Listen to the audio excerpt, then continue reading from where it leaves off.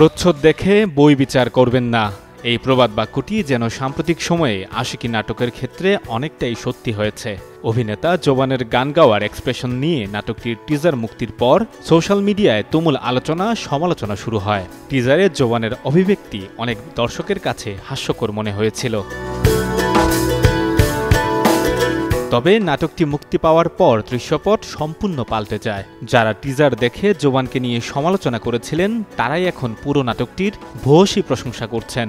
মুক্তির মাত্র একদিনের মধ্যেই ইউটিউবে আশিকি 2 মিলিয়ন ভিউয়ার্স অতিক্রম করেছে। বর্তমানে এটি ইউটিউবের ট্রেন্ডিং লিস্টে দ্বিতীয় স্থানে অবস্থান করছে।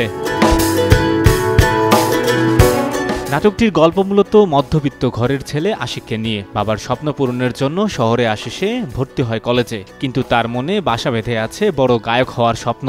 এই কলেজেরই ছাত্রী ধনির দুলালি জেস, যার প্রভাব কলেজ জুড়ে। গল্পটিতে রয়েছে জটিল সব বাঁক, আনন্দ আর বিষাদের এক মেলবন্ধন।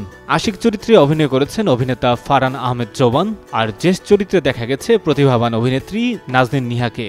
সাফল্যের দিকে যাওয়া আশিকি যেন প্রমাণ করছে প্রথম ধারণার থেকেও চূড়ান্ত ফলাফল অনেক বেশি গুরুত্বপূর্ণ হতে পারে।